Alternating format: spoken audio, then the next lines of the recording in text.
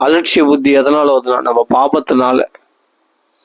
முன் ஜென்மத்தினுடைய இந்த ஜென்மத்துல பண்ணாம இருந்திருக்கலாம், இந்த ஜென்மத்துல பாவம் பண்ணியிருப்போம், இதை விட இல்லை இந்த ஜென்மத்துல புண்ணியம் பண்ணியிருப்போம், ஏதோ ஒண்ணு. ஆனா இந்த ஜென்மத்துல நான் நல்ல சத்சங்கத்துல இருக்கேன், எனக்கு எப்படி நாமா சொல்ல வரல அப்படின்னா முன் ஜென்மத்தினுடைய பாவ வினையா இருக்கும். அதனால்தான் நாமத்துல அலட்சிய புத்தி வர்றதுக்கு காரணமா. இதெல்லாம் மகான்கள் சொல்றாங்க. அதே மாதிரி ஒரு பாகவதம் படிக்கணும்னா நமக்கு பாகவதம் எதையோட உபன்யாசம் கேட்டா கூட எதுக்குமே ஒரு குரு வேணும். அந்த குருனுடைய வாக்கியங்களை அப்படியே எடுத்துக்கணும். அதுல நம்ம குறை கண்டுபிடிச்சோம்னா குற்றம் பார்க்க சுற்றம் இல்லைன்ற மாதிரி ஒரு குரு வழியில ஆசிரிக்கிறோம்னா அந்த குருவாக்களை கேட்குற அந்த பாகவதத்தை அப்படியே கிரகிச்சிக்கணும், அதை அப்படியே நம்பணும். நமக்கு தவறு மாதிரி தோணும் சில இடங்கள்ல, அது தவறா நினைக்கக்கூடாது. அது வேற எங்கேயோ பிரமாணம், மகான்கள் பிரமாணம் இல்லாம பேச மாட்டாங்க, நமக்கு புரியலன்னு சொல்லலாம். இந்த இடத்துல சொல்லியிருக்காது, வேற புராணங்கள்லயோ வேற சாஸ்திரங்கள் இருக்கும், அதை பிரமாணமா காட்டுவாங்க, அது கரெக்டா தான் இருக்கும். நமக்கு புரியலன்னு சொல்லாமே தவிர மகான்கள் பிரமாணம் இல்லாம பேச மாட்டாங்க. அதனால அது பெஸ்ட்ன்னு சொல்ல போனா இஸ்கான் தான். இஸ்கான் பாகவதம் படிக்கிறோம்னா எனக்கு ஒரு மாதாஜி கொடுத்தாங்க, ரொம்ப சந்தோஷம், அவங்களுக்கு ரொம்ப ரொம்ப நன்றி. அந்த மாதாஜி இந்த பாகவதத்தை கொடுத்தவங்க. உண்மையிலே அது அணுகுமுறைன்றது ஒன்று இருக்கு பாகவதம். அந்த குருஷீட பரம்பரையில் வர அந்த முறைப்படி நம்ம அப்படியே, நீங்கள் அதை ஸ்லோகம் கூட படிக்கணும், ஸ்லோகத்தை படிக்கணும், படிக்கூடாது இல்லை, ஸ்லோகத்தை படிக்கிறத விட நேரடியாக அர்த்தத்தை படித்தா அவ்வளோ அருமையாக இருக்கு. அந்த அர்த்தம் எளிமையாக புரியுது. அது அப்படியே அந்த அர்த்தத்தை படித்து அதுக்கு பொருளுரை விளக்குரை படிச்சிட்டோம்னா அவ்வளோ அருமையாக இருக்கும். அந்த ஸ்லோகத்துக்கான அருமையான அர்த்தம் அப்படியே எடுத்துன்னு போக வேண்டியதுதான். அதுதான் எல்லாத்துக்குமே ஒரு குரு வேணும். எந்த விஷயம் கடைப்பிடிச்சாலும் அதுக்கு ஒரு குரு வேணும். அந்த மகான்கள் வாக்குல, அதாவது அவர்கள் சொல்ற முறையிலேயே அதை அணுகுமுறை தான். அந்த அப்படி அணுகுனாதான் நம்ம பாகவதத்தை சரியா புரிஞ்சிக்க முடியும். இப்போ ஸ்ரீ அண்ணா சொல்றாருன்னா அந்த வழியிலே போய் அதை நம்ம உறுதியா நம்பணும். அண்ணா சொல்றாருன்னா அதை உறுதியா நம்பி அதை அந்த வழியிலே போனோம்னா பாகவதம் தேன் மாதிரி இணைக்கும்.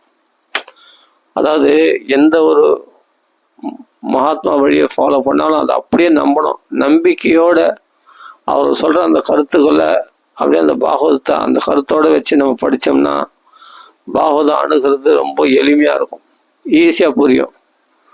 சொல்ல போனா வேதம் தான் ரொம்ப கஷ்டம் புரிஞ்சுக்கிறதுன்னு சொல்றாங்க, அதை விட உபநிஷத்துக்கள் ரொம்ப கஷ்டம் புரிஞ்சுக்கிறது.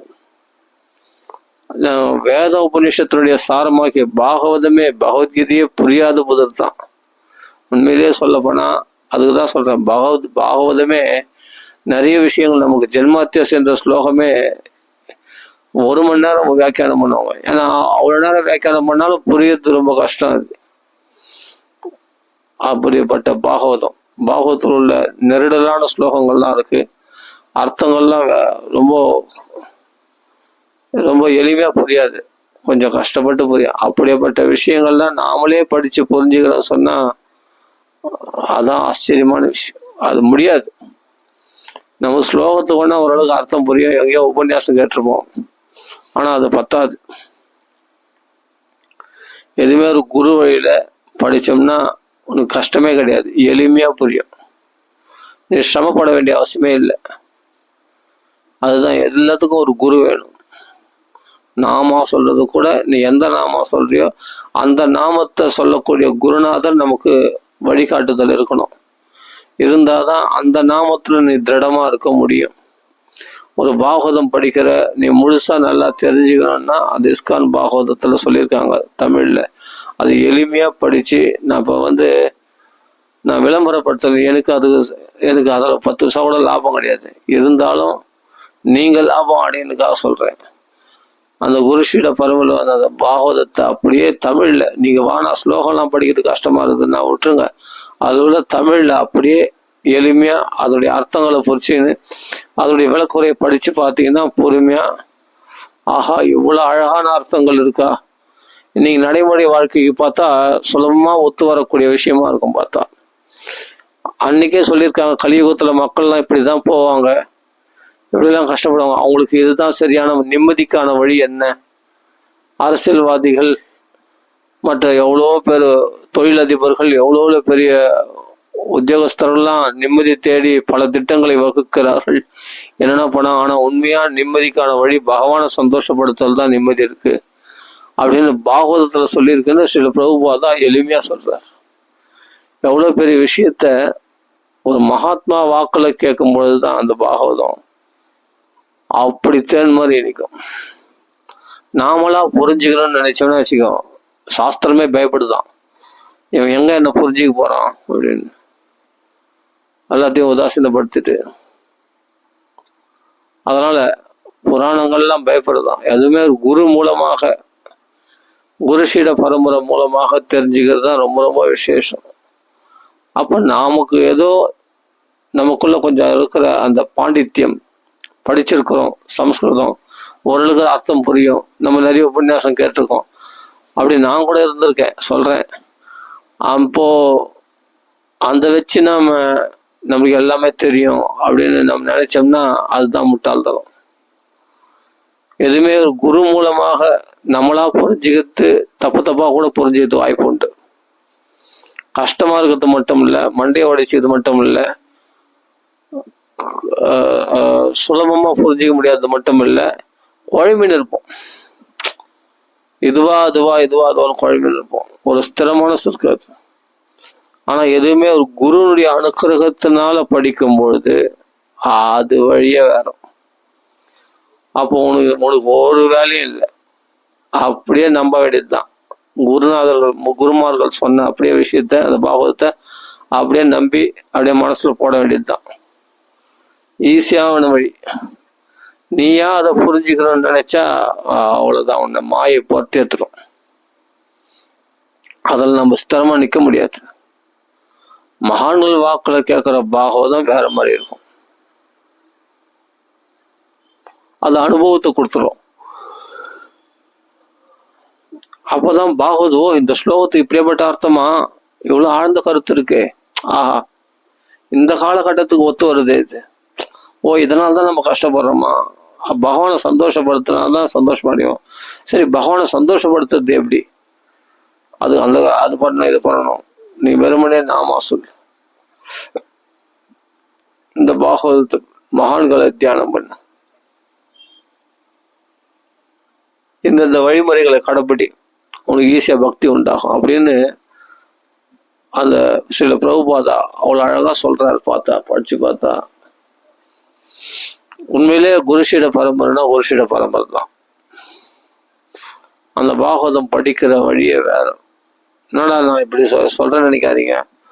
நம்மளுக்கு எளிமையா ஈஸியா நம்ம எதை எளிமைன்னு நினைச்சேனே, நான் எதை எளிமைன்னு நினைச்சிடணும், மூலப்பாராயணம் படிக்கிறது தான் ரொம்ப கஷ்டம். கட்சியில பார்த்தா அதை படிச்சாலும் அர்த்தம் புரியாம படிச்சு, சரி அதே ஓரளவுக்கு அர்த்தம் புரிஞ்சாலும், எவ்வளவு உபன்யாசம் அர்த்தம் புரிஞ்சாலும் அது சரியான அர்த்தம் கிடையாது. எப்படி அப்படியே அர்த்தம் புரிஞ்சாலும், அந்த ஸ்லோகத்துக்கு அர்த்தம் எனக்கு புரிஞ்சது, நான் உபன்யாசம் கூட பண்ணியிருக்கேன், ஆனா அந்த அர்த்தம் போதாது, அது சரியான அர்த்தம் கிடையாது. அப்படின்னா அதுக்கு இன்னும் அது உண்மையான அர்த்தம் ஸ்ரீல பிரபுபாதா இஸ்கான் புக்ல கொடுத்துருக்காரு, படிச்சு பாருங்க. அப்பதான் தெரியும் அந்த ஸ்லோகத்துக்கு உண்மையான அர்த்தம் என்னன்னு. எதுவுமே ஒரு நிதானிக்கிற புத்தி வேணும். நாம இல்லை அது எப்படி, நாம தான் பெரிய ஆள், எனக்கு எல்லாம் பாண்டித்யம் தெரியும், எனக்கு எல்லாம் சம்ஸ்கிருத ஞானம் உண்டு, நானே படிச்சு நானே உபன்யாசம் பண்ண, சப்தாகம் பண்ணிடலாம், உபன்யாசம் பண்ணிடலாம், பெரிய விஷயம் இல்லை. நான் கூட எத்தனையோ சப்தாகம் உபன்யாசம் பண்ணியிருக்கேன், அது பெரிய விஷயம் இல்லை. அதுல நிக்கணுமே, அது நீ நம்பணுமே, அதுல ஸ்ரத்த உண்டாகணுமே அந்த சாஸ்திரத்துல, அது மட்டும் குரு மூலமா தான் முடியும்.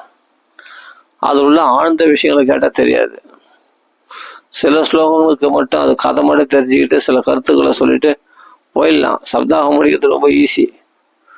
2 மணி நேரம் நான் சும்மா ஏதோ மேலோட்டம் சொன்னால் போதும்.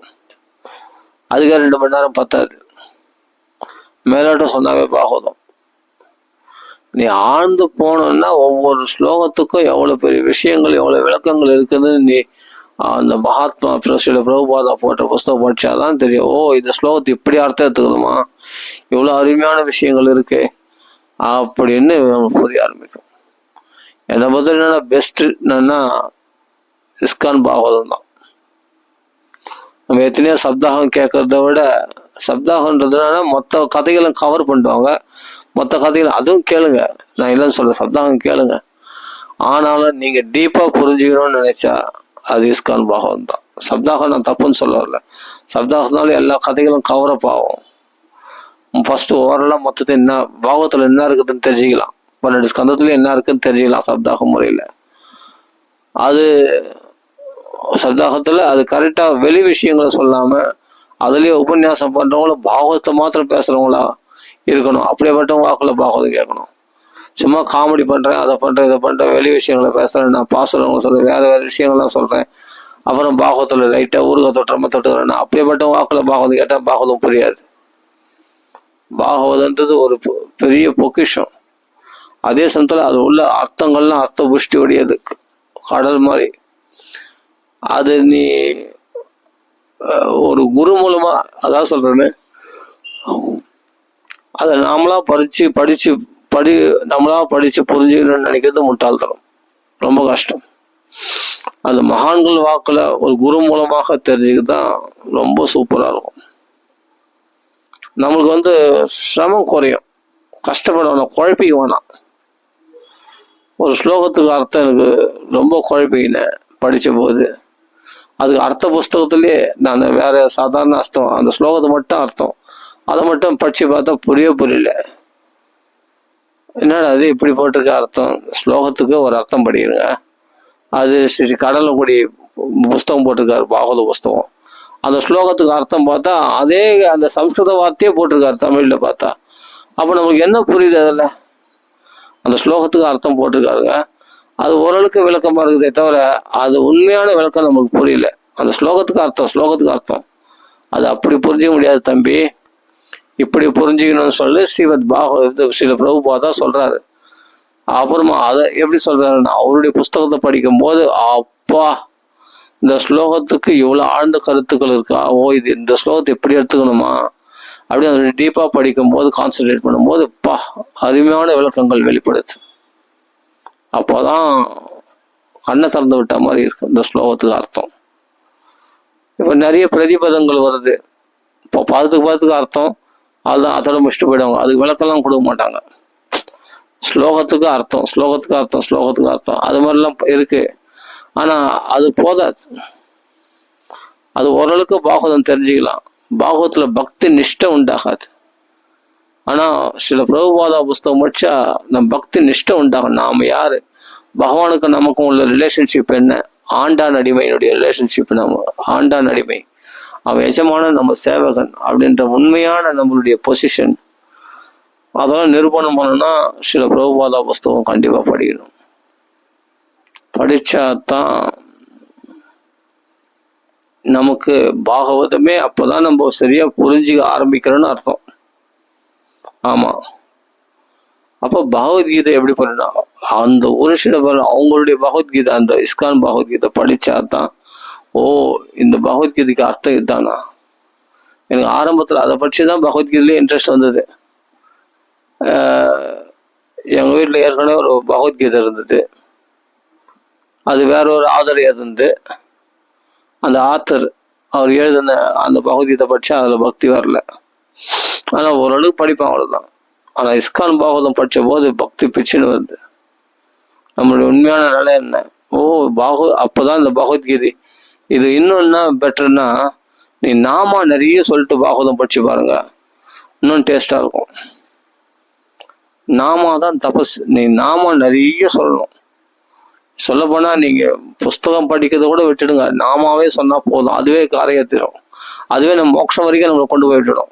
பகவானே பிரத்யட்சமா காட்டி குத்துரும். 96 கோடி நாமா சொன்ன ராமரை பிடிச்சி குத்துல, அப்போ பகவான் நாமா சொன்னாவே பகவானை காட்டி குத்துரும். அந்த நாமத்தை சொல்றதுக்கான படிகள் தான் பாகவதமே. பகவானுடைய கதைகள்லாம் எதாவது பகவானுடைய பெருமைகள் லீலைகள்லாம் எதுக்கான, அவருடைய புகழெல்லாம் பாடுறது எதுக்கானா அப்படியேப்பட்டவனுடைய நாமத்தை நம்ம சொல்றோம் அப்படின்னு தெரிஞ்சுக்கிறதுக்காக தான். அப்போ நாமத்துல ரொம்ப ஸ்ரத்தை ஏற்படும். அப்போ கடைசியில பாகவதத்துல பார்த்தா நாம சங்கீர்த்தனம் அப்படின்னு ஏன் சொல்றேன்னா, அந்த நாம சங்கீர்த்தனத்தை நீ சொல்றதுக்கான பக்குவம் தான் பாகவதம் பூரா. அப்போ நாம சொல்றதுக்கான தகுதிகளை வளர்த்துக்கு தான் எல்லாமே. ஆனா நாம ரொம்ப சுலபம் சொல்லிடுறோம். அவ்வளவு சுலபம் கிடையாது. எல்லாராலையும் தொடர்ந்து சொல்ல முடியாது. ஆனா சொல்றாங்கன்னா அவங்க குருனுடைய அனுக்கிரகத்தினால சொல்றாங்க. நல்லா புரிஞ்சுங்க. குரு அனுக்கிரகம் இல்லாம ஒருத்தன் சொல்றான்னு சொன்னா சான்ஸே கிடையாது, பாசிபிளே கிடையாது. நான் வேணா எழுதி தரேன். அவங்க சொல்றாங்கன்னா கண்டிப்பா ஒரு குருனுடைய அனுக்கிரகம் இருந்திருந்தா தான் அந்த நாமத்தை அவர்களால் விடாம உச்சரிக்க முடியும். இல்லைன்னா சான்ஸே கிடையாது. ஒன்று தீட்சை வாங்கிடணும், இல்லை அந்த மகாத்மாவுடைய அனுகிரகம் இருக்கணும். அப்போதான் அந்த நாமத்தை அவனால் தொடர்ந்து சொல்ல முடியும். ரெண்டாவது அஃபென்ஸ் இருக்கு. 10 அபராதங்களுக்கு, அந்த 10 அபராதத்துக்கும் என்ன பரிகாரம்னா நாம நிறைய அதிகமாக ஆவர்த்தி நாம அதிகமாக சொல்றது தான் பரிகாரமே. அதனால எதுக்குமே ஒரு குரு வேணும். நாம சொல்றதுக்கும் குரு வேணும், பாகவதத்துக்கும் குரு வேணும். நீ ராமாயணம் படினா அந்த ராமாயண வழியில் இருக்கிறவங்களோட நம்ம ஸ்நேகம் பண்ணிக்கிட்டு அவர்கள் மூலமா ராமாயணத்தை கத்துக்கிட்டாதான் ராமாயணம் நம்மளுக்கு புரியும். ஆனா சர்வசாஸ்திரங்களுடைய சாரம் நாமாதான். உன்னை நாமத்து கொண்டு வர்றதுக்கு வந்துடுச்சுன்னா அப்ப எந்த தர்மம் தான் உன்னை விட்டு போகலாம். ஆனா நாமா சொல்றதுதான் பெரிய உயர்ந்த தர்மமே, பரோ தர்மம். ஏதோ பக்தி அதோக்ஷஜே சவை பும்சாம் பரோ தர்மம் ஏதோ பக்தி அதோக்ஷஜே அகைதுகே அப்பிரதிஹதா யயாத்மா சம்பிரசிததி. நீங்க பாகவதம் இப்போ ஒன்றும் இல்லைங்க, ஒவ்வொரு விஷயத்தையும் அந்தந்த விஷயங்களுக்கு உரியவங்களை ஆசிரிச்சு அந்த மகாத்மாக்கள் மூலமா கேட்டாதான் அந்த விஷயங்கள் பலிதமாகும். நல்லா புரிஞ்சுக்கணும். சில பிரபுபாதான்னா அந்த பிரபுபாதா வழியில போய் பார்த்தாதான் அது அந்த பாகவதம் நம்மளுக்கு எளிமையா புரியும். அதை அப்படியே நம்பணும், அப்படியே அக்செப்ட் பண்ணிக்கிட்டோம். நாம இதெல்லாம் சரியில்லை அப்படின்னு நம்ம குறை சொல்ல ஆரம்பிச்சோம்னா கண்டிப்பா அந்த பாகவதம் தொட கூட விடாது. படிக்கிறது இல்லை, பாகவதம் படிக்க விடாது, இல்லை பாகவதம் தொட கூட விடாது. அது பாடு வீட்டுல தூங்கின்னு இருக்கும். ஏன்னா நீ தான் அந்த மகாத்மாவை நம்பலையே. சில பிரபுபாதாவை நம்பல, அவருடைய வார்த்தைகள் நம்பல. நீ சொல்ல போனா அந்த பாகவத்தை விட அந்த பாகவதரை உயர்வா மதிக்கணும். அதாவது பாகவத்துல சொல்லியிருக்கிறத விட சில பிரபுபாதா தான் நமக்கு சரியான வழிகாட்டி அப்படின்னு நம்பி அந்த பாகவத்தை விட இவருக்கு மதிப்பு அதிகமாக கொடுக்கணும். யார சில பிரபுபாதுக்கு மதிப்பு அதிகமாக கொடுத்தோம்னா அப்ப நீ படிக்கிற பாகவதம் வேற மாதிரி இருக்கும். உங்களுக்கு ஈஸியா புரியும். குரு பக்தி இல்லாம பிரயச்சதி குரு பிரீதோ வைகுண்டம் யோகி துர்லபம்.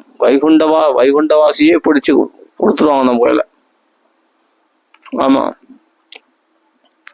வைகுண்டவாசியை நமக்கு முன்னாடி பிடிச்சு நிறுத்திடுவாங்க அப்படிப்பட்ட குருமார்கள். அப்போ நம்ம எதுவுமே ஒரு குரு மூலமாக கத்துக்கிற வித்தையே வேற மாதிரி இருக்கும். அதுதான் நம்மளுக்கு பலன்கள் கொடுத்துட்டே இருக்கும். புரியாத விஷயம்லாம் எளிமையா புரியும். நமக்கு சிரமம் கிடையாது. இப்ப நானா தான் தோண்டித்தனமா நான் படிக்கிறேன்னா பாகவதம் நான் மண்டையை குழப்பிக்கணும். இந்த ஸ்லோகத்துக்கு என்ன அர்த்தம், இது என்ன அர்த்தம், சரி நான் என்ன பண்ணுவேன், அர்த்த புஸ்தகத்தை பார்ப்பேன். அது ஸ்லோகத்துக்கு வேற ஸ்லோகத்துக்கு மட்டும் அர்த்தம் கொடுத்துருக்கோம். ஆனா அதோடைய உண்மையான விளக்கம் என்னன்னு தெரியாம போயிருக்கோம். அந்த முழு விளக்கத்தையும் தான் சில பிரபுபாதா தன்னுடைய புஸ்தகத்துல பாகவத புஸ்தகத்துல எளிமையா விளக்கமா சொல்லியிருக்காரு. அப்பதான் சரியான விளக்கம் நான் புரியும். இது ஒரு குருஷீட பரம்பரையில் வராம நாமளா ஒரு பாகவதம் படிக்கிறோம். இல்ல அந்த ஒவ்வொரு ஸ்லோகத்துக்கும் அர்த்தம் மட்டும் போட்டுக்காங்கன்னா அந்த அர்த்தம் போதாது. அந்த அர்த்தம் கரெக்டாக இருக்கும். அந்த ஸ்லோகத்துக்கான கரெக்டான அர்த்தம் இருக்கும்.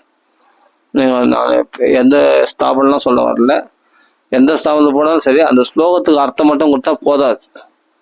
ஏன்னா பாகவதமே புரியாத புதிர்.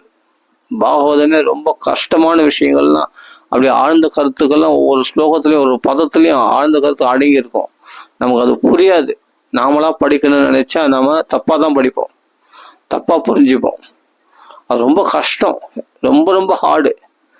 அது சுலபமா உபன்யாசம் பண்றாங்கன்னா அவங்க மேலோட்ட சொல்றாங்க, அதனால டீப்பா போனா அது அது விளக்கமான சொல்ல முடியாது. பாகவதத்தை கதை சொல்லிட்டு போயிடலாம், அதுல இருக்கிற கதையை மட்டும் சுலபமா சொல்லிட்டு போயிடலாம். ஏதோ உபதேசன்ற பேர்ல ஒரு 2-3 ஸ்லோகம் மட்டும் சொல்லுவாங்க, ரொம்பலாம் சொல்ல மாட்டாங்க சப்தாகத்துல. சப்தாக பிரபார பிரகாரம் கேட்குது. இப்ப தொழிலா வச்சு நடத்துறாங்கல்ல பாகவதத்தை, அப்படியே வாக்குல பாகவதம் கேட்டா பாகவத்துல பக்தி வராது. பாகவதமே தொழிலா வச்சுன்னு கதை சொல்றாங்களே, அவங்க வாக்குல பாகவதம் கேட்டா பக்தி வராது.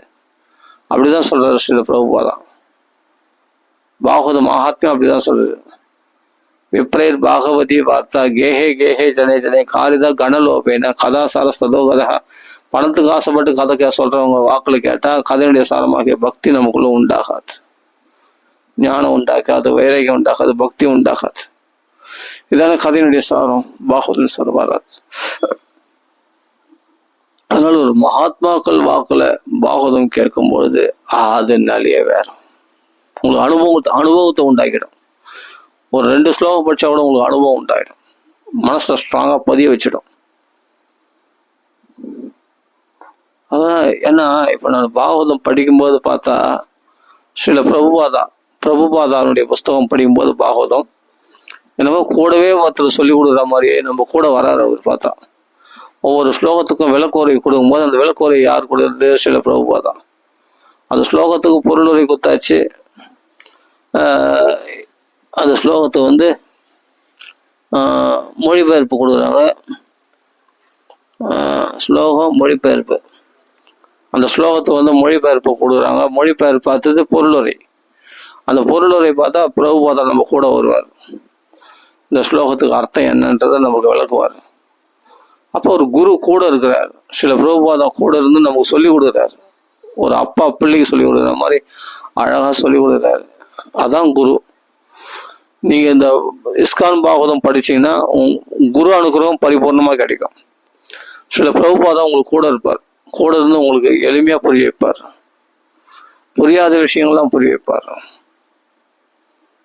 எதுவுமே ஒரு குரு அனுகிரகத்தினால படிக்கிறது தான் எளிமை. நான் எதுக்கு சொல்ல வரேன்னா, இப்ப தான் தோண்டித்தனமா நானே பாகவதம் படிக்கிறேன், ஸ்லோகத்துக்கு அர்த்தம் படிக்கிறேன்னா ஸ்லோகத்துக்கு அர்த்தம் புரியும், அவள் தான் அது அனுபவத்தை உண்டாக்காது உனக்கு. நான் சொல்றது புரிஞ்சுக்கணும்னு நினைக்கிறேன். அது வாழ்க்கைக்கு உதவாது. படித்தேன், நல்ல விஷயம், சில விஷயம் கிளிக் ஆகும், சில விஷயம் கிளிக் ஆகாது, ஏதோ கேட்டன்ற மாதிரி ஆயிடும், அவள்தான். நம்ம அதே வாழ்க்கை, அதே மடத்தனமான வாழ்க்கை தான் வாழ்ந்து நிற்போம். எப்படி சொல்றது, ஒரு அஞ்ஞானமான வாழ்க்கை வாழ்ந்து நிற்போம், ஒரு தெளிவு பிறக்காது. ஆனா சில பிரபுபாதா ஒரு குருஷீட பரம்பரையில் வரக்கூடிய விஷயங்களை கண்காணிச்சோம்னா அதை படிக்கும்போது நல்ல தெளிவு கிடைக்கும், எளிமையான வழி, நல்ல வழியா இருக்கும், நம்மளுக்கு பாதைகள் கிளீனா புரியும், எளிமையா இருக்கும். அதாவது ஸ்லோகத்துக்கு முக்கியத்துவம் கொடுப்பாங்க, அதுக்கு அர்த்தம் தெரியுதோ இல்லையோ. எனக்கு கூட அப்படிதான் சொல்லி கொடுத்தாங்க சில பிராமணர்கள். அர்த்தம் கூட தெரியவானாப்பா, பாகவதம் படிச்சா போதும்னு. அதுதான் முட்டாள்தானா நான் பண்ணது முட்டாள்தானா. அதுதான் ரொம்ப நாள் அப்படிதான் இருந்தேன். அப்புறமா தான் இந்த ராமநாமத்தை நிறைய சொன்ன பிறகுதான் தெளிவு கிடைச்சிது, பகவானே உணர்த்தலாம். அப்படி படிச்சா நீ மூலப்பாராயணம் படிச்சுன்னு இருந்தா, நீ பாடுக வேற ஸ்லோகத்தை படிச்சிருந்தா என்னைக்கு புரிஞ்சுக்கிறது நீ பாகவதத்தை? இல்லை சப்தாக முறையில் எனக்கு தெரியும் பாகவதம் தான், அது புரிஞ்சிங்கன்னா அது என்ன அனுபவத்தை கொடுக்கும் உனக்கு. அப்ப அதெல்லாம் பிரம்மஸ்ரீ சுந்தரமோ சுவாமியே சொன்னாரு, இதெல்லாம் இந்த உபன்யாசம்லாம் போதாது. இந்த உபன்யாசம்லாம் எதுக்குன்னா, இதெல்லாம் ஒரு உபச்சாரத்துக்கு ஏதோ கேட்கலாம், பாகவதம் கேட்கலாம், ஆனா இது போதாது, இதுக்கு மேல இது ஒரு உபதேசமா வாங்கணும் அப்படின்னு பிரம்மஸ்ரீ சுந்தரமோ சுவாமியே சொல்லியிருக்காரு. அவரே உபன்யாசம் பண்றவர் தான். ஆனா இந்த உபன்யாசம்லாம் போதாதுன்னு அவரே சொல்லியிருக்காரு. இந்த உபன்யாசம்லாம் போதாது, இது என்னன்னா ஒரு அந்த இடத்துல நல்ல வைப்ரேஷன் உண்டாகும், அதே சமயத்துல பாகவதம் எல்லாரும் காதலையும் வேணுறதுக்காக சொல்றதுனே தவிர ஆனா இது போதாது, இது உபதேசமாக ஒரு குருஷிட பரம்பரை உபதேசமாக பெற வேண்டும் இந்த பாகவதத்தை அப்படின்னு அவர் வாக்காலே சொல்லியிருக்காரு. யாரு? பிரம்மஸ்ரீ சுந்தரமா சுவாமியே சொல்லியிருக்காரு. அப்படின்னா எப்படி புரிஞ்சுக்கணும் பாகவதம்? அப்போ இந்த சப்தாக முறையில கேட்கறதுலாம் போதாது. அப்போ ஒரு குரு மூலமாக அதை டீப்பா தெரிஞ்சுக்கணும்னா இஸ்கான் புக்கை படிக்கணும். சில பிரபுபாதா வாக்கு படிக்கும்போது நம்ம குருநாதர் கூடவே இருக்கிற மாதிரி தெரியும். நீங்கள் அந்த பொருளை எல்லாம் படிக்கும்போது, மொழிபெயர்ப்பு பொருளை படிக்கும்போது நம்ம கூடவே நம்ம கூட வருவார். அவர் நம்மளுக்கு சொல்லிக் கொடுப்பார். இப்படி உலகம் இருக்கு, நம்ம அப்படி செய்யக்கூடாது, இந்த உலக பிரகாரம் போகக்கூடாது, இந்த பக்தர்கள் பிரகாரம் போகணும், பக்தர்கள் பின்னாடி போகணும், எப்படி கடைப்பிடிக்கிறான் பாரு, இதெல்லாம் நம்ம ஃபாலோ பண்ணணும், இப்படி இருக்கணும் அப்படின்னு நம்மளுக்கு வழிகாட்டுதலாக இருக்கும். அது பார்த்தா ரொம்ப அருமையாக இருக்கும். அதே மாதிரி பகவத்கீதை ரொம்ப கஷ்டம், புரியாத புதிரணும். ஆனால் சில பிரபுபாதா ரொம்ப சுலபமாக்கி கொடுத்துருக்காரு. பகவத்கீதையை படித்து பார்த்தா ஈஸியாக புரியுது. இவ்வளோதான். என்னை பொறுத்தவரையும் கிருஷ்ணர் சொன்ன ஸ்லோகம் கூட எனக்கு முக்கியம் இல்லை, பிரபுபாதா சொன்ன விளக்கம் தான் எனக்கு முக்கியமாக தோணுது. அப்படிதான் இருக்கணும். அதான் குரு பக்தி. அப்படி மகான்களை மதிக்கணுன்ற புத்தி எதனால வந்ததுன்னா நாமா நிறைய சொன்னதுனால வந்தது. இதெல்லாம் பொய் சொல்றதுன்னு இதுதான் உண்மை. நிறைய ராமநாமா சொன்னதுனால அந்த ஞானம் எனக்கு உண்டாச்சு. ஒரு குரு சிஷ்ய பரம்பரை மூலமாக ஒவ்வொரு விஷயத்தையும் தெரிஞ்சுக்கணும், அப்படி அணுகணும். ராமநாமா சொல்லணும், ராமநாமத்துல பக்தி வரணும்னா நீ பகவன்னாம ரசோதயம் படிக்கணும். பகவன்னாம ரசோதயம் படி, ஏன்னா அவர் தான் ராமநாமா சொன்னவர், போதேந்திரால். அந்த போதேந்திரால் வழியில நீ போய் அந்த நாமத்தை இது பண்ணினா, நானே நாமத்துடைய மகிமை நான் பாகவத்தில் தெரிஞ்சுக்கிறேன், ராமாயணத்துல தெரிஞ்சுக்கிறேன், அங்கங்க நாம மகிமை எல்லாம் சொல்லிட்டு அஜாமலை பாக்கியான படிச்சு எனக்கு நாமத்துல பக்தி வந்துடும்னா அது அப்போதைக்கு வரும். அது நீடிக்காது, நிரந்தரமா நீடிக்காது. அது நீடிக்கிறதுக்கு தான் நீ என்ன பண்ணணும், அந்த நாம சித்தாந்தம் பண்ணியிருக்காரு இல்லையா, பகவன்னாம ரசோதயம், அதை படிச்சாதான் நாமத்துல ஒரு ஸ்ரத்த அதிகமாகும். எதுவுமே ஒரு குரு அனுகிரகம் வேணும். நான் சொல்றது புரிஞ்சுங்களா? நான் என்னன்னா இப்போ நான் இஸ்கானுக்கு தான் சப்போர்ட் பண்றேன், மற்றவங்களாம் சப்போர்ட் பண்ணல, அப்படி கிடையாது. நான் அப்படி சொல்லல. நல்லா புரிஞ்சுக்கிறேன். எப்படி மகான்கள் இப்போ அண்ணா சொல்றாரு பாகவத்னா, அந்த வழியில போய் அந்த பாகவத்தை அவ்வளோ எளிமையா புரிஞ்சுக்கினாதான் அந்த பாகவத்துல நீ ஸ்திரமா நிற்க முடியும். ஆனா பெஸ்ட் எனக்கு சொல்ல போனா இஸ்கான் பாகவதம் தான். அதை மறுப்பே கிடையாது. நீ டீப்பா தெரிஞ்சுக்கினா இஸ்கான் பாகவதம் படிச்சாதான் டீப்பா தெரிஞ்சுக்க முடியும். இல்லை சுலபமான பக்தி மட்டும் போதும், சாரமான போதும்னா ஸ்ரீ அண்ணா சொல்லியிருக்காரு, எளிமையா சொல்லியிருக்காரு, ஈஸியா புரியும். அந்த பாகவத்தை ரொம்ப கஷ்டம், நம்மளே படிச்சா கஷ்டமா இருக்கும். ஆனா அது ரொம்ப சுலபமாக்கி நமக்கு உபன்யாசம் பண்ணியிருக்காரு யாரு, ஸ்ரீ அண்ணா. அப்போ அவரு உபன்யாசம் கேட்கும்போது தேன் மாதிரி இனிக்குது பாகவதம், சூப்பரா இருக்கு. அதான் எல்லாத்துக்கும் ஒரு குரு வேணும்னு சொல்றது காரணம். குரு வேணும் எல்லாத்துக்கும். அதே மாதிரிதான் சில பிரபுபாதா பார்த்தா ஒவ்வொரு ஸ்லோகத்துக்கும் நம்மளுக்கு எளிமையாக்கி கொடுத்துருக்காரு பாகவத புஸ்தகத்துல. புரிஞ்சுக்கணும். அப்ப நாமத்துல பக்தி வந்தாங்கன்னா நீ பகவன்னாம ரசோதயம் படிக்காம எப்படி நாமத்துல பக்தி வரும்? நீ ராமநாமத்துல ஸ்திரமா இருக்க முடியும்.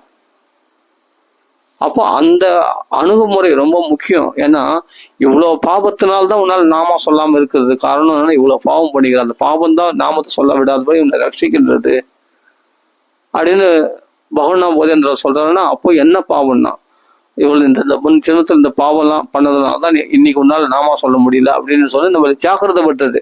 அப்ப நாமா சொல்ல தூண்டுது பாருங்க. அப்போ அது எங்க சொல்லியிருக்குன்னா பிரபுபாதால் இங்க நாம சித்தாந்தம் பண்ண பகவன்னாம போதேந்திரால் பகவத்கீதையில பகவான் சொல்லியிருக்காருன்னு தன் சொந்த கருத்துன்னு சொல்லாம பகவத்கீதையில பகவான் சொல்லியிருக்காரு, அதை ஆதிசங்கரர் சொல்லியிருக்காரு, அவருடைய பாஷ்யத்துல இருந்து நான் எடுத்து சொல்றேன் அப்படின்ட்டு பகவன்னாம போதேந்திரால் அழகா விளக்கம் கொடுக்குறாரு. எதனால சொல்ல முடியும்னா, இந்தந்த துஷ்கிருதினா பாவிகளால இந்த நாமத்தை சொல்ல முடியாது. யார் பாவிகள் அப்படின்னா, இந்த மாயா அபகிருத ஞானகா நராதமனா மனுஷர் கீழ்பட்டவர்களாகிய மிருகமா வாழக்கூடியவர்கள், அவன் மூடர்களால சொல்ல முடியாது. நராதமான சொல்ல மாயால் கவரப்பட்ட ஞானம் முடியாது, அசுர சுபாவம் உடையவர்களால சொல்ல முடியாது. அப்படிலாம் பகவத்கீதைக்கு விளக்கமாக பகவன்பாத சங்கராச்சாரியார் விளக்கம் அது பகவன்னாம போதேந்திரால் அவ்வளவு அழகா விளக்கமா சொல்றாரு. அவ சாஸ்திரத்தையே காட்டி எதனால நாம சொல்ல முடியல, எதனால பக்தி வரல நமக்கு அப்படின்னு இவ்வளவு அழகா தெளிவா கொடுக்குறாங்கன்னா, மகான்களால் கொடுக்குறாங்கன்னா அதை அப்படியே அக்செப்ட் பண்ணிக்கணும். அது அப்படியே நமக்கும் அந்த பகவன்னாம போதேந்திரால் 1,80,000 நாமம் ராமநாமம் சொல்லியிருக்கார், நாம பிரச்சாரம் பண்ணியிருக்கார். அப்படியேப்பட்ட ரசோதயம் அந்த புஸ்தகத்தை படிச்சாதான் நமக்கு நாமத்துல அந்த நாம சித்தாந்தம் பண்ணியிருக்காரு. சகல சாஸ்திரமுடைய சாரமும் நாமா தான் அப்படின்னு அந்த உறுதியா நம்மளை பற்றி கொள்ளும்படி அந்த புஸ்தகத்தை படிக்கும்போது தான் நம்ம நாமத்துல ஸ்ரத்தை ஏற்படும், பக்தி ஏற்படும். அப்ப நிரந்தரமா நம்ம நாமா சொல்ல முடியும். அப்ப நாம என்ன பண்ணோம், எப்படி பணிவா இருக்கணும்ன்ற புத்தி நமக்கு இந்த நாமாவே நமக்குள்ள ஞானத்தை கொடுத்தோம். எல்லாத்துக்கும் ஒரு குரு வேணும், எல்லாத்துக்கும் ஒரு குரு வேணும். பகவன்னாம போதேந்திரால் வேணும் ராமநாமா சொல்றதுக்கு கண்டிப்பா. அப்படி சித்தாந்த புஸ்தகம் ரசோதயத்தை படிக்கணும். படிச்சாதான் இந்த ராமநாமத்துல ஸ்ரத்தை ஏற்படும். பாகவதம் படிக்கணும், பாகவதத்துல ஸ்ரத்தை ஏற்படணும், பாகவத பக்தி வரணும்.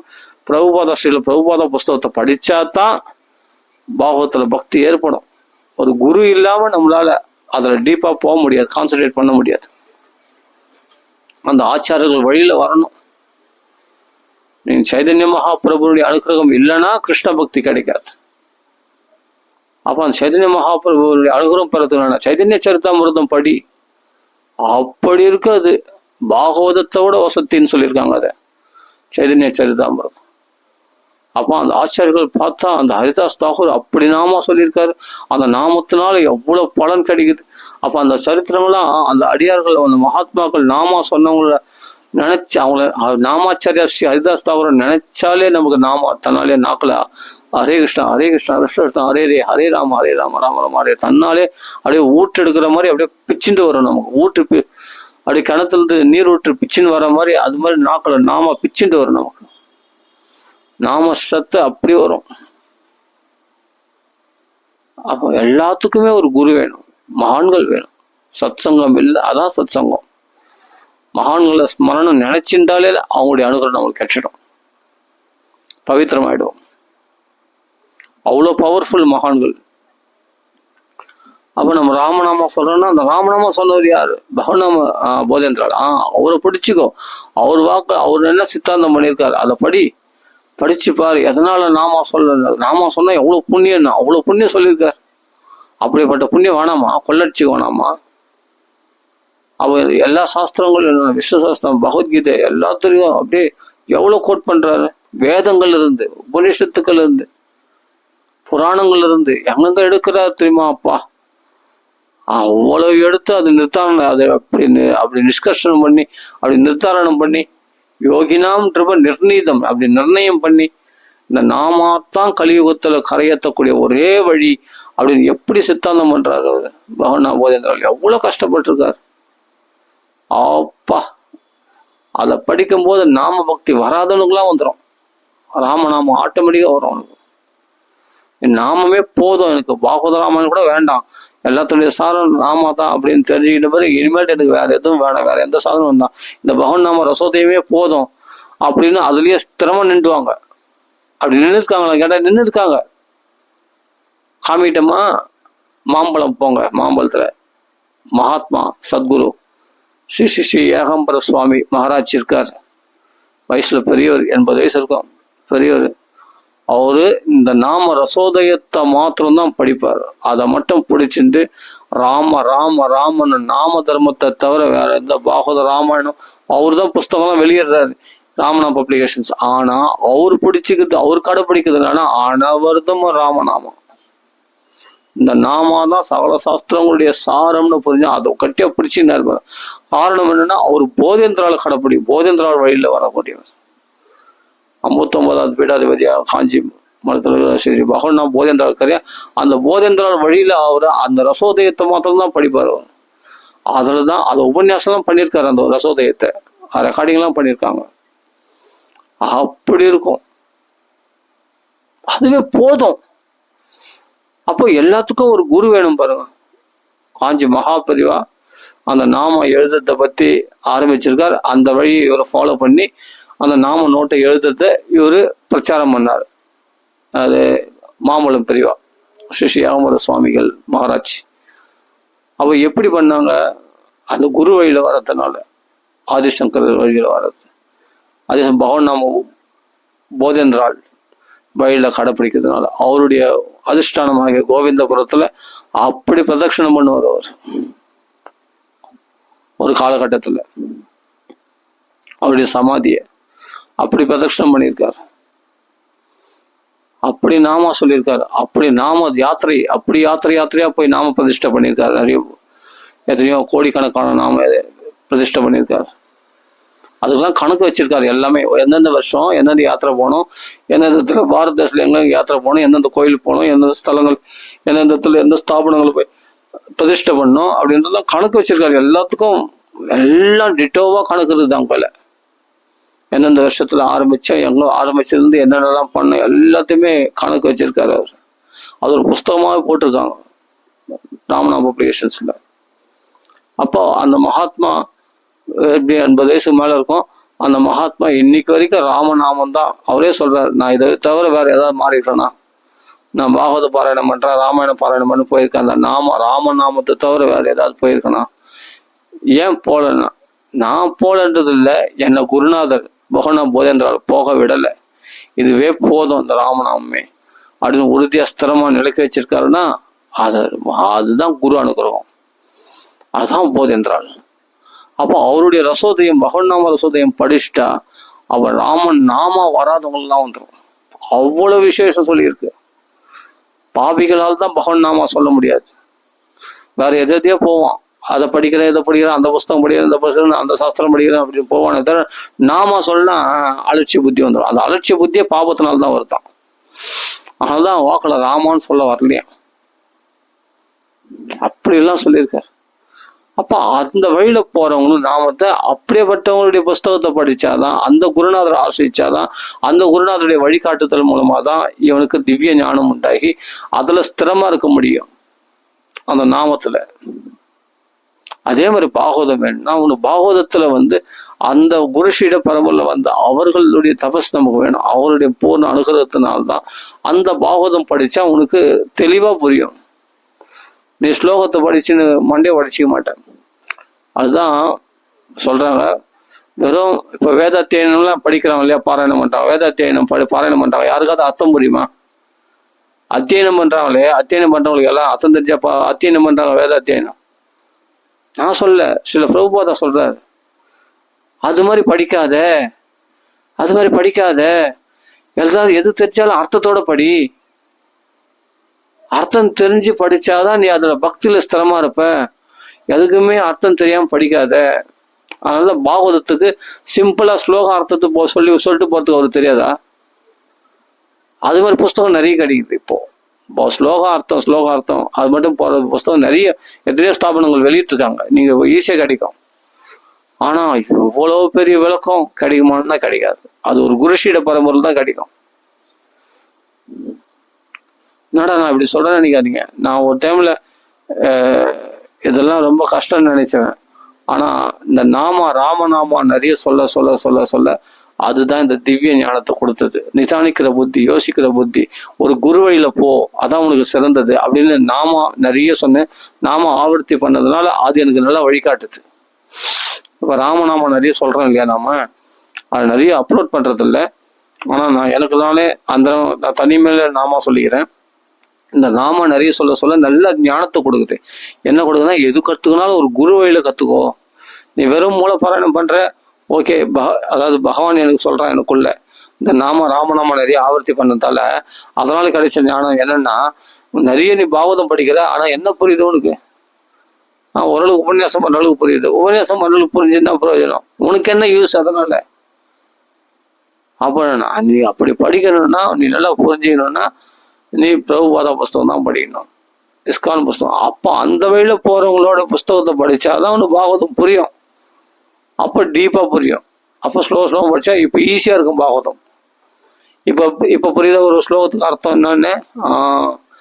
இப்ப படி. ஆஹா, இவ்வளவு ஆழ்ந்த கருத்துக்கள் இருக்கு. இதுதான் பாகவதத்தை அணுகிற முறை. எல்லாத்துக்கும் ஒரு குரு வேணும், எல்லாத்துக்கும் ஒரு குரு வேணும்.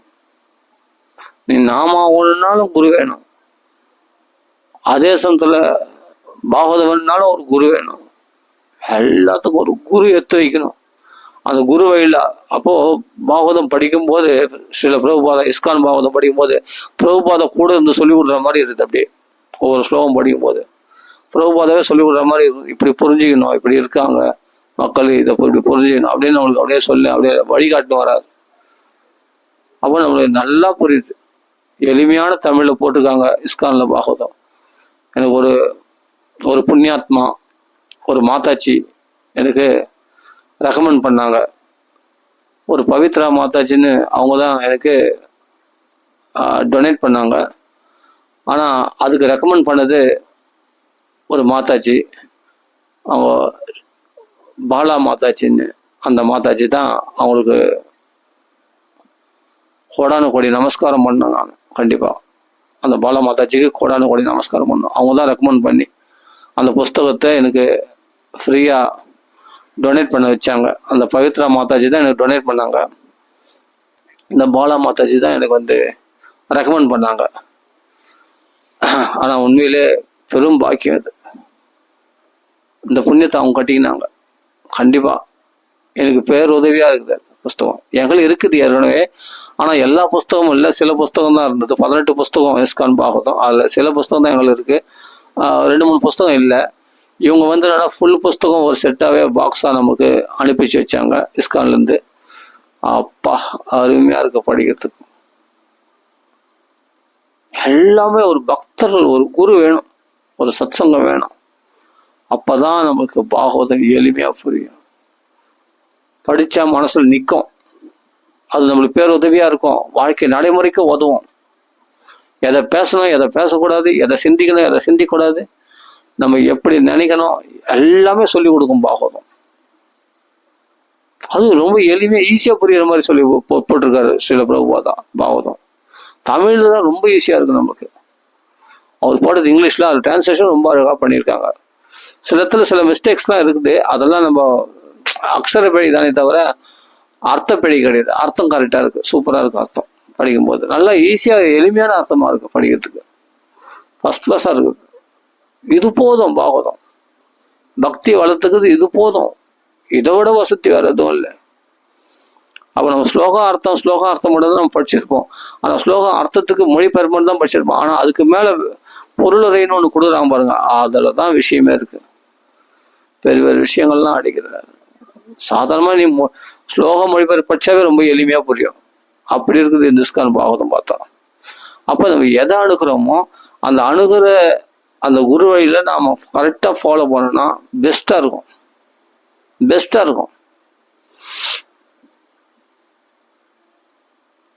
படித்தா மனசில் நிற்கும். ஆனால் ஒன்றும் புரிஞ்சுங்க, நீங்கள் அதில் அவங்க எளிமையாக போட்டிருந்தாலும் நமக்கு படிக்கிற மூடு வரணுமே. அவங்க எளிமையாக போட்டிருக்காங்க இஸ்கானில், ஆனால் நமக்கு படிக்கிற மூடு வரலையே. அதுக்கு தான் நாம நிறைய ஆவர்த்தி பண்ணணும். நாம தான் வேணும். நாம இல்லாமல் நீங்கள் பாகவதம் புரிஞ்சிக்க முடியாது. நாம இல்லாமல் பாகவதம் புரிஞ்சிக்க முடியாது. நிறைய நாம ஆவர்த்தி பண்ணணும். சொல்ல போனால் நாமே கதியாக கூட ஆயிடலாம்.